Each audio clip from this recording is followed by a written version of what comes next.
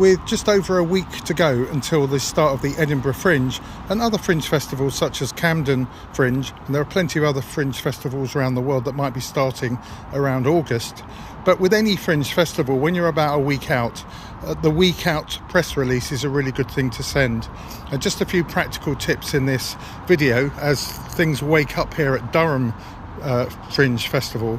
And the first thing is just to be really careful about doing a countdown press release.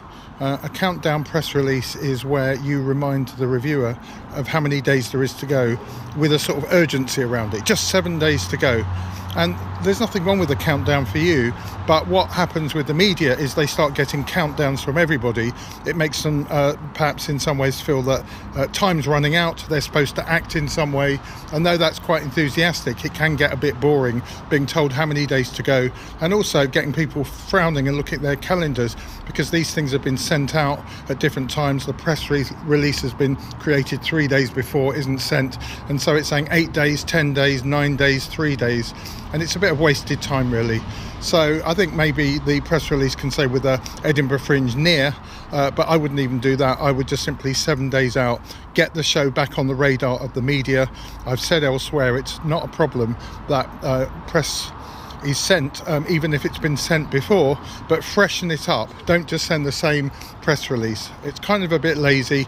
It can be repetitive if somebody has clocked your press release. So if you've got any news with 7 days out, and it can be fun, like we're just arriving in Edinburgh, we're going to be out and about, it can be that you provide some simply new information. And I've mentioned the word a lot, provenance.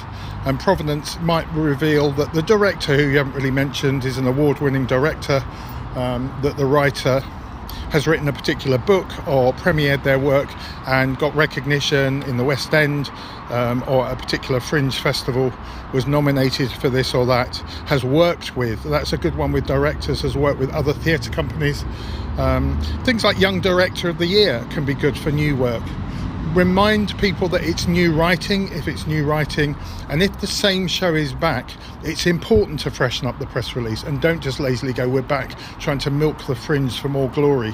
So say, you know, there's new sketches. If it's an improv show, and there are quite a few that just repeat the same format all the time. But for example, I noticed down in London quite often a new cast member will be announced, and they may have some TV experience. It may be that a comedian has joined your team for an improv show and that they've won awards elsewhere. They've done some telly, whatever it is, just increase the provenance of your show. Say how it's developed. It might be that it came back a couple of times to the Fringe and has developed, has changed in some way, and particularly I would say theatre reviewers are interested in the artistic development of a show, and so anything you can announce or reveal in that final press release before the Fringe actually starts really helps. Of course, reviewers may well have forgotten that you've written to them in the first place anyway, and so don't nudge them, don't remind them. Don't say we're just following up, because I've had lots of those, and I don't mind those, but I think some people also feel nudged too much. There's no need to remind somebody that they've ignored your press release. They're not doing it to be rude. They're just very, very busy. And it may have just slipped their minds, but you don't need to get them worrying that they've got memory issues.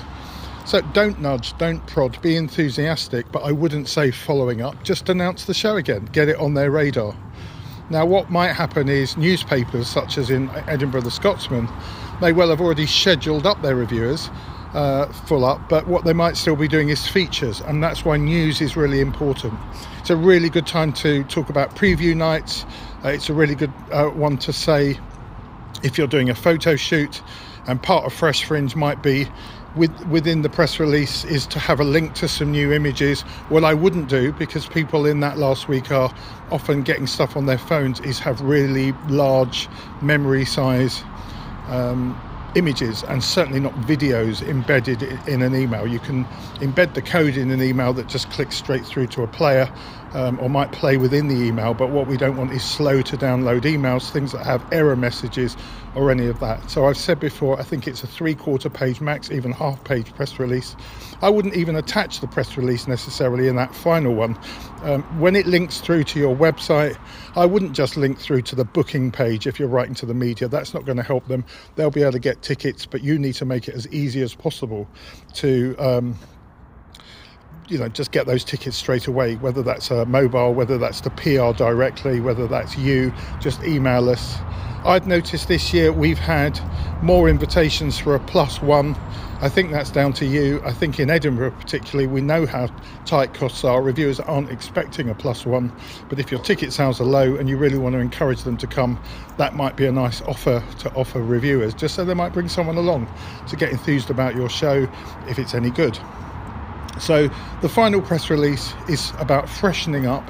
It's not about making your reviewers feel bullied, nudged, that somehow they've forgotten you. So I wouldn't do follow-up unless you're following up because you've already had some sort of contact with them and they might have said, we'll be back in touch.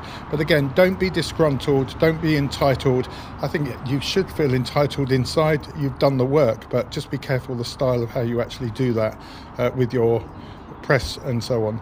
So that's my suggestion. Just get that press release out. It's perfectly okay to send another one, but do it sensitively, do it boldly, and make sure it's fresh.